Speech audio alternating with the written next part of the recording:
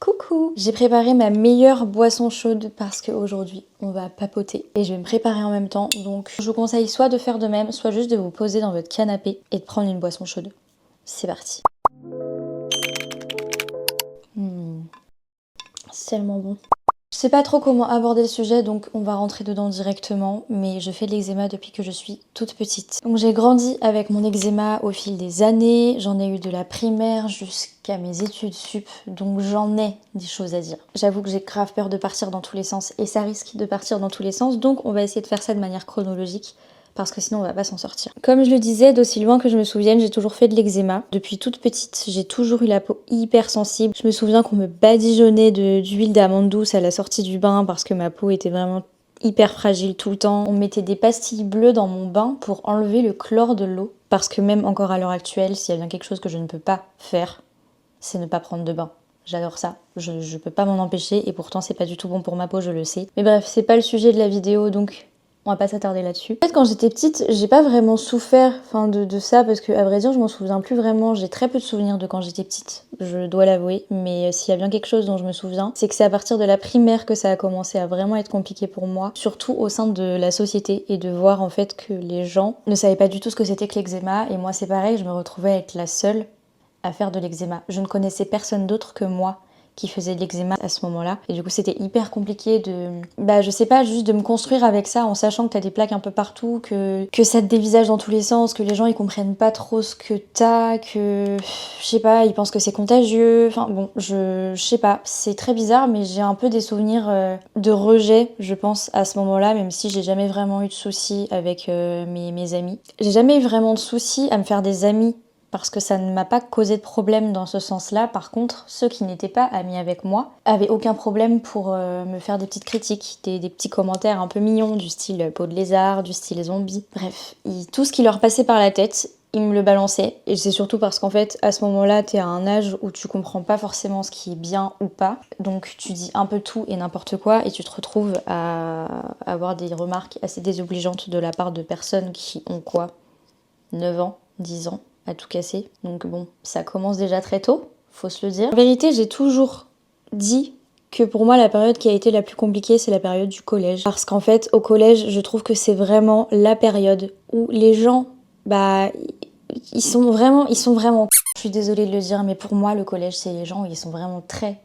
En fait, c'est hyper compliqué parce que le collège, je trouve que c'est vraiment l'âge déjà où tu dis des choses qui blessent. Parfois, il y a des gens même qui disent des choses exprès pour blesser les gens. T'en as qui le disent sans forcément se rendre compte que c'est blessant. Et t'as les autres qui subissent. Et c'est vrai qu'à cette période-là du collège, j'avais mon eczéma qui s'était vraiment beaucoup développé, notamment sur le visage où j'en avais sur le coin de la bouche. J'avais vraiment des boules d'eczéma là sur le coin de la bouche. J'avais les lèvres qui étaient constamment gercées, tout autour de la bouche, j'avais la peau extrêmement sèche et rouge qui pelait tout le temps. Sur les paupières, c'était pareil. Ça a commencé aussi à se développer au niveau des mains. Et j'avais vraiment des mains je suis désolée de le dire, mais des mains de vieille. Et vous allez dire, mais qui t'a dit ça? Tout le monde me le disait. J'avais même quelques copines qui aujourd'hui ne sont plus forcément mes copines, qui disaient, mais Camille, t'as des mains de vieille?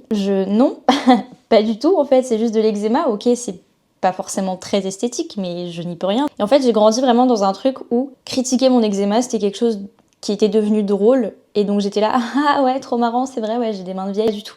Vraiment pas. C'est pas drôle du tout. Et en fait, c'est vraiment cette période-là que j'ai énormément complexée à cause de mon eczéma. J'avais un rapport à mon corps qui était horrible, un rapport à l'image que je renvoyais qui était horrible aussi, parce que pour moi, j'étais vraiment la meuf qui ne pouvait pas être jolie à cause de mon eczéma. Je me limitais de ouf parce que je n'aimais pas du tout l'image que je renvoyais. En tout cas, là, avec du recul, c'est comme ça que je le vois. Peut-être que sur le moment même, physiquement, ça allait. En fait, je me dis à partir du moment où t'as des gens qui sont là à te dire, à te faire des réflexions sur ton eczéma, c'est qu'en fait, ça se voit. Et que si ça se voit, c'est pas joli et c'est un cercle vicieux. En fait, je savais pas d'où ça venait. Donc, je me bouffais des tubes de cortisone à longueur de temps, encore et encore. J'arrêtais, je reprenais, j'arrêtais, je reprenais. Et vraiment, cette période-là, je l'ai vraiment très mal vécue. Et surtout, moi, quelque chose qui me dérangeait beaucoup, c'était le fait qu'on m'identifie à ça, genre qu'on me définisse par mon eczéma. Genre ouais, Camille, c'est la meuf qui fait de l'eczéma. Et c'était ça vraiment tout le temps. On me décrivait comme ça. Et c'était dur en vrai parce que ça reste un problème de peau, ça reste une maladie chronique. D'ailleurs, j'emploie ce terme-là, mais à cette époque-là, je savais pas que c'était une maladie. Pour moi, c'était juste un problème de peau. Genre j'étais comme ça et pas autrement et j'allais me coltiner ça toute ma vie et il fallait que je m'y fasse et basta quoi.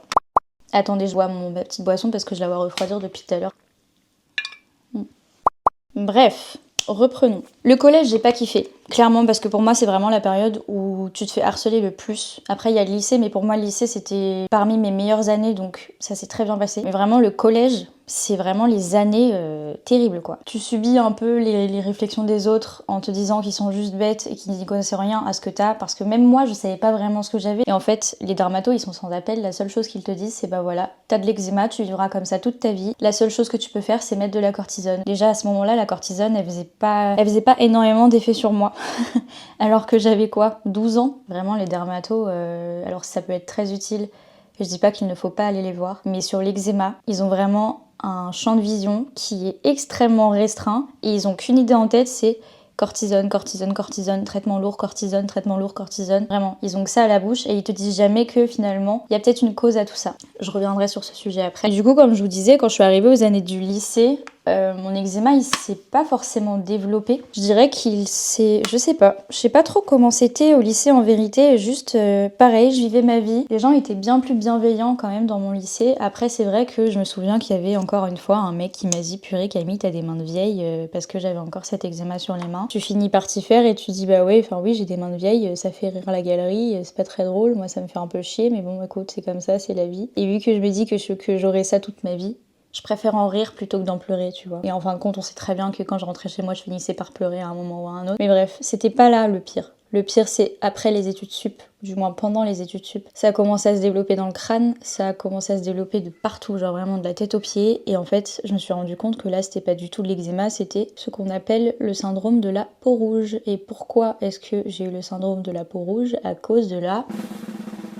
cortisone. Parce que j'ai utilisé de la cortisone bien trop longtemps. La cortisone ne faisait plus du tout effet sur moi, donc j'ai arrêté. Mais ma peau était tellement accro qu'elle en redemandait. Et comment est-ce qu'elle en redemandait? En étant inflammée de la tête aux pieds pendant des années. Sauf que là, j'ai plus 12 ans, j'en ai 19-20. Et c'est vraiment pour moi les années où t'es censé vraiment profiter de ta vie à fond, sortir avec tes potes, te sentir jolie, te sentir bien dans ton corps, te sentir en confiance. Et ben moi, c'était tout l'inverse parce qu'en fait, plus ça allait, plus j'avais l'impression de glow down. Tellement fort, vous avez pas idée, c'est terrible. J'ai fait toutes mes études en alternance, ce qui fait que j'ai été exposée au regard des autres encore plus qu'avant. Et là, ce qui est malheureux, c'est que c'est plus des enfants qui te critiquent, c'est des adultes, des bigs adultes, genre des adultes de 50 ans, des adultes de 40 ans, des adultes, des parents qui te voient, qui te regardent avec dégoût et qui ne veulent pas avoir affaire à toi. Exemple concret, je travaillais à la Fnac pendant 2 ans en alternance. J'avais toujours cet eczéma aux mains. Pour vous dire, hein, ça a duré depuis le collège. Là, j'en avais 19. J'avais encore mon eczéma sur mes mains et ça saignait, ça suintait, j'avais des fissures partout sur mes mains. Enfin, vraiment, c'était affreux. Le visage encore, ça allait à ce moment-là. Et je me souviens très bien de cette dame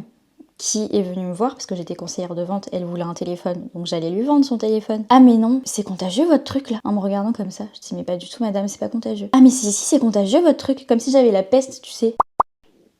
Ok, dis-donc, ça fait 3 fois que je recommence cette vidéo à cause de mon stockage. Je vais essayer de reprendre mes explications en espérant que ça ne se coupe pas. Vraiment, dès que j'ai commencé mon alternance, j'ai été confrontée à ce genre de choses et je me suis rendu compte que finalement les réflexions qui blessent le plus ne viennent pas de la part des enfants ou de la part des personnes qui ont ton âge, mais de la part des personnes adultes qui ont l'âge d'être tes parents et qui osent faire ce genre de réflexion-là. Quelque part, ça m'a forgée parce que j'ai réussi à confronter le regard des autres. J'ai toujours pensé que j'avais un problème avec le regard des autres. Et je pense que quelque part, ça vient aussi de là. J'ai toujours le souci de savoir ce que les gens pensent de moi au premier abord. Parce que pendant des années et des années, j'ai toujours été confrontée justement à des réflexions de la part des autres, pas forcément positives. Et je l'ai réalisé là il y a pas longtemps parce que je me suis toujours dit non mais Cam, de toute façon tu t'en fous du regard des autres. Le pire, c'était vraiment l'année de mes 21 à mes 22 ans, j'ai été en alternance dans une boutique parisienne. J'aimais trop mon job, vraiment. Genre, je touchais à tout, j'étais un véritable couteau suisse, mais vraiment c'était hyper positif parce que j'étais community manager. Je gérais aussi la boutique dans laquelle je bossais. Mais quand je parle de gérer la boutique, c'est vraiment genre dans tous les sens du terme. C'est-à-dire que je gérais le stock, je gérais la vente, je gérais tout plein de choses. Bien sûr avec ma responsable. Et c'était trop bien parce qu'en fait, j'ai vraiment découvert ma passion pour la création de contenu à ce moment-là et je me suis dit ok, j'ai envie de créer mon propre truc. En parallèle, c'était aussi la pire année de ma vie parce que c'est là que j'ai vécu de l'harcèlement au travail. Ma N+2, on va dire ça comme ça, donc la responsable de ma responsable, elle ne s'en est pas rendue compte. J'avais une relation extrêmement toxique avec elle et elle s'acharnait littéralement sur moi. Je ne sais pas ce qu'elle avait contre moi.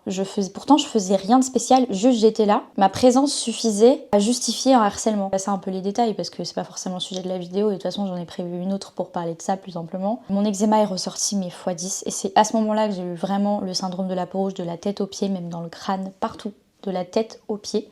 Et en plus de ça, à la maison, ça allait pas trop, donc vraiment ça s'amplifiait, mais énormément quoi. Et à ce moment-là, ma peau était vraiment, physiquement, esthétiquement, c'était... J'ai pas envie d'employer des termes négatifs parce qu'on parle de moi quand même, on parle de mon état, et j'ai pas envie d'être comme ça envers moi-même. Mais je peux comprendre que ça intrigue. Je peux comprendre que les gens ne comprennent pas, je peux comprendre que les gens soient dégoûtés parce que bah c'est bizarre, genre tu vois des fissures, tu vois des craquelures de partout, tu vois un visage hyper rouge, une peau qui est remplie d'eczéma vraiment mais terrible, terrible. Je comprends que ça puisse intriguer sauf qu'en fait tu captes que ça intrigue et tu captes les regards des gens. Tu le vois, tu vois les gens qui fixent tes mains, tu vois les gens qui te fixent comme ça, à te regarder, mais tu sais ils te regardent pas dans les yeux.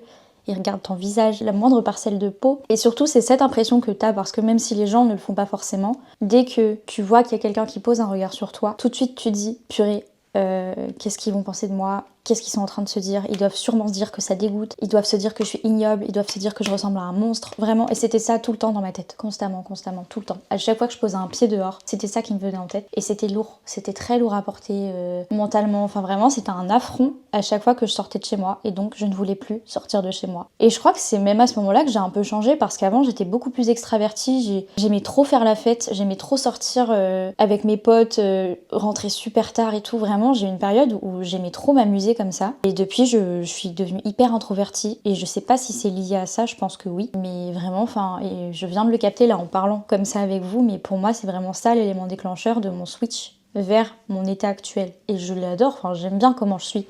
Mais c'est vrai qu'il y a des fois où je me dis purée, pourquoi est-ce que tu lâches pas assez prise? Pourquoi est-ce que tu t'amuses pas un peu plus? Et je pense littéralement que c'est à cause de ça. Et en vrai, ça me fait un peu chier, j'avoue. À la suite de cette année, j'ai changé d'alternance. Enfin, dans tous les cas, j'avais terminé mon année chez eux. Je pouvais pas lâcher mon alternance parce que si je lâchais mon alternance, je n'avais pas de diplôme. Donc j'étais obligée de rester accrochée à ça. Donc j'ai subi. Je pensais que tout me passait au-dessus, mais en vérité, c'est mon corps qui réagissait à ma place. En vérité, l'eczéma, c'est ça. C'est quand t'accumules trop, t'accumules des choses, tu ne les exprimes pas, c'est ton corps qui s'exprime à sa place, que ce soit psychologique, que ce soit alimentaire, que ce soit peu importe. Ton eczéma, c'est ça, c'est ton corps qui parle. Et ça, je l'ai compris un petit peu après, je pense que c'est dans l'année là qui suit que je vais vous raconter. J'ai changé d'alternance, mon eczéma allait mieux, dans le sens où nouvel environnement, j'étais toujours sur Paris mais ça allait mieux. Nouvelle alternance, les gens étaient cool, je m'entendais très bien avec mes collègues, enfin vraiment j'aimais trop ma vie, c'était une petite alternance chill, j'ai fait des belles rencontres, j'avais pas de rapport toxique avec mon responsable, tout se passait très bien, ils étaient tous à l'écoute vraiment, et même si j'étais encore une fois recouverte d'eczéma parce que c'était la suite de l'année juste avant où j'avais mon RSS, bah en fin de compte ils étaient tous bienveillants, ils me posaient des questions, ils me disaient oh là là mais qu'est-ce qui t'arrive? Pourquoi est-ce que t'as ça? Ils me demandaient même si c'était ok de me demander ça. Et vraiment, du coup, mon eczéma, je l'ai un peu accepté à ce moment-là. Je me suis dit, bah voilà, ça fait partie de moi, c'est comme ça. Si j'ai ça, c'est parce que ceci, cela. Je leur ai expliqué mon processus de guérison. Et là, vraiment, j'étais arrivée à un point où j'avais envie de comprendre d'où mon eczéma venait. J'avais arrêté tous les traitements durs, parce que du coup, oui, je vous l'ai pas dit, mais pour la partie traitement, j'ai fait cortisone, forcément. Après la cortisone, on m'a conseillé le Dupixent, sauf que pour accéder au Dupixent, qui sont des injections, j'ai la phobie des aiguilles. Et je devais me faire des injections moi-même dans la cuisse. Les aiguilles étaient énormes, les injections étaient horribles, la pression du produit était ignoble. C'était censé être le traitement révolutionnaire et pour moi ça fait qu'empirer les choses parce que non seulement c'était extrêmement douloureux, mais en plus de ça, ça n'avait aucun effet sur moi. Ça faisait que de ressortir mes plaques sur le visage et c'était pas des plaques comme d'habitude, c'était des plaques qui apparaissaient et qui ne partaient pas. Pour accéder à ce traitement-là, j'ai dû avoir un traitement d'immunosuppresseur qui habituellement est conseillé pour les personnes qui ont subi des greffes d'organes. Comment est-ce que tu expliques que tu aies besoin d'un médicament aussi fort pour traiter ton eczéma? Je comprends pas. En fait, et c'était expliqué par le fait que ton eczéma, il te surprotège. Donc pour éviter qu'il te surprotège, on va faire en sorte qu'il ne te protège plus du tout. Donc on va supprimer ce truc-là de je veux te protéger. C'est ton système immunitaire en fait. Donc en gros, système immunitaire bloqué par ces gélules-là que je devais prendre tous les jours. Sauf que évidemment, on supprime ton système immunitaire, qu'est-ce que ça fait? Tu tombes malade, tu dois faire des analyses tous les mardis matins pour savoir si tout va bien, sauf que au bout de 3 semaines, on a remarqué que ces gélules-là m'avaient causé des problèmes au niveau des reins ou du foie, au niveau du foie. Donc ni une ni deux, j'ai capté que ça faisait plus de mal que de bien. J'ai même pu contacter ma dermato, j'ai dit bah tu sais quoi, c'est mort, je ne vais plus du tout subir ces médicaments-là, c'est hors de question que je fasse subir ça à mon corps. Il y a forcément un moyen de traiter son eczéma naturellement et autrement que par des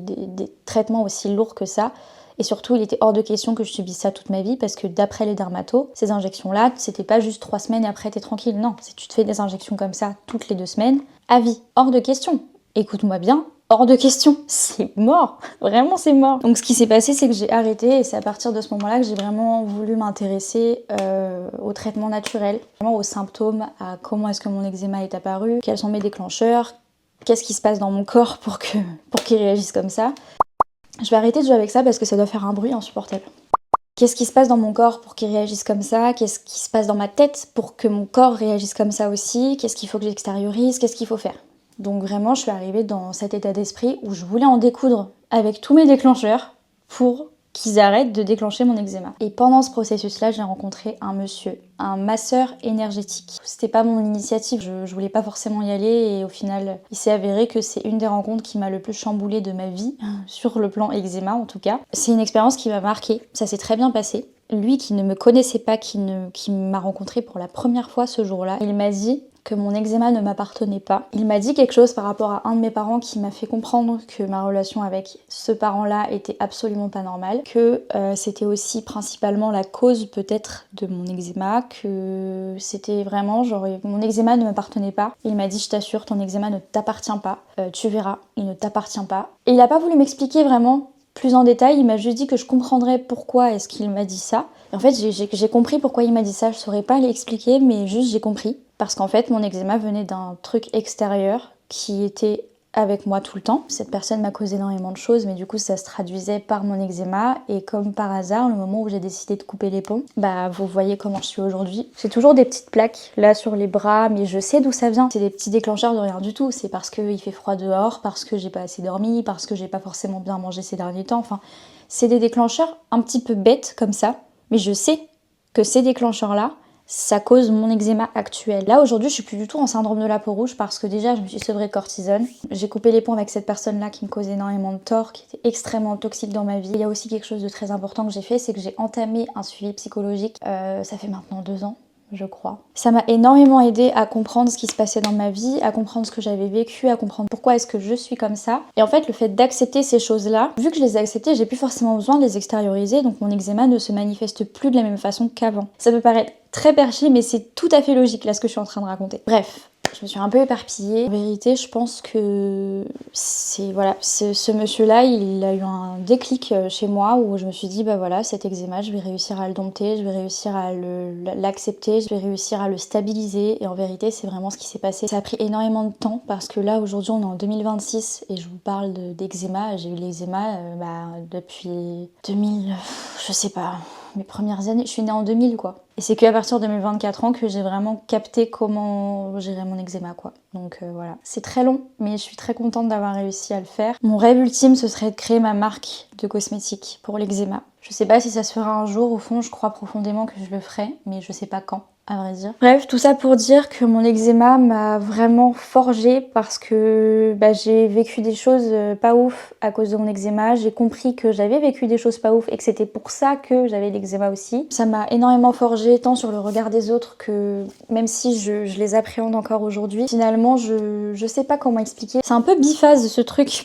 Je sais pas comment vous expliquer ça, mais c'est comme si d'un côté je m'en foutais du regard des autres parce que maintenant je sais ce que j'ai subi à cause de mon eczéma. Mais d'un autre côté, parce que j'ai subi mon eczéma, j'ai toujours cette petite voix dans ma tête qui me dit qu'est-ce que les gens pensent de moi là à l'heure actuelle. Genre j'accorde toujours un petit peu d'importance au regard des autres, même si je travaille dessus et que pour moi à l'heure actuelle c'est quand même bien moins présent qu'avant. Aujourd'hui je suis plus dans l'idée que mon eczéma fait partie de moi, je l'ai accepté, c'est comme ça, j'en prends soin. Je le prends plus comme un outil aujourd'hui qui me dit, qui m'envoie des signaux en mode ok Cam, fais gaffe, là il y a un truc qui va pas, concentre-toi sur toi, prends du temps pour toi, essaye de trouver ce qui va pas et d'arranger ça. Je le vois vraiment comme ça et le fait de le voir de ce point de vue là, c'est tellement mieux parce que je le subis plus, mon eczéma. Là typiquement je sors d'une crise, j'avais fait une mini crise sur le visage Je sais que c'est parce que j'étais très fatiguée, que j'ai un peu trop tiré sur la corde, que je mangeais pas forcément très bien non plus et que je prenais pas forcément soin de moi, du moins pas assez. Et du coup, je me suis concentrée sur moi là ces derniers jours. Aujourd'hui, voilà, enfin ça va beaucoup mieux quoi. Je sais pas, il y a pas de secret en fait, c'est juste ton corps il parle pour t'exprimer quelque chose que toi tu n'as pas encore capté et il faut juste que tu prennes le temps. Ça prend énormément de temps, j'avoue. Il faut que tu prennes le temps de te concentrer sur toi, de prendre soin de toi, de prendre du temps pour toi. Et en général, t'arrives à trouver la source du problème et c'est comme ça que ça ira mieux. Si vous êtes arrivé jusqu'ici, je vous remercie de m'avoir écouté, ça me fait énormément plaisir. C'est un sujet qui me touche beaucoup là, je suis un peu émue j'avoue, mais aujourd'hui je suis très contente en fait de tout le parcours que j'ai eu. Je vais chialer là vraiment? Non, je vais pas chialer.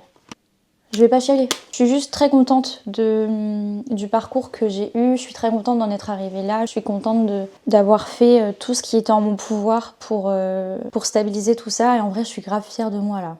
En vrai de vrai, je suis trop fière. Genre le fait d'avoir discuté de ça avec vous, ça me fait me rendre compte de tout ce par quoi je suis passée. J'ai détaillé un peu mais il y a beaucoup de détails que j'ai pas forcément partagés parce qu'ils me sont pas revenus à ce moment-là, mais là j'ai plein de choses qui me reviennent en tête et juste je suis très contente qu'aujourd'hui je sois si bien entourée, que les personnes qui m'entourent soient aussi alertes vis-à-vis de mon eczéma, que je suis très contente de pas me sentir jugée, genre enfin je sais pas, je suis dans un environnement tellement bienveillant que je suis très contente d'avoir réussi à m'entourer de personnes comme ça, alors qu'à une certaine période même parmi mes amis il y avait des gens qui réussissaient à me critiquer vis-à-vis de mon eczéma et à me faire des réflexions pas cool, donc là c'est pas du tout le cas. Je suis vraiment hyper heureuse de ça. Donc j'espère vraiment que ça vous aura un petit peu sensibilisé sur le sujet, que ça vous aura aidé à vous sentir moins seul si jamais vous avez l'eczéma ou une autre maladie chronique physique, enfin qui se voit physiquement sur votre peau.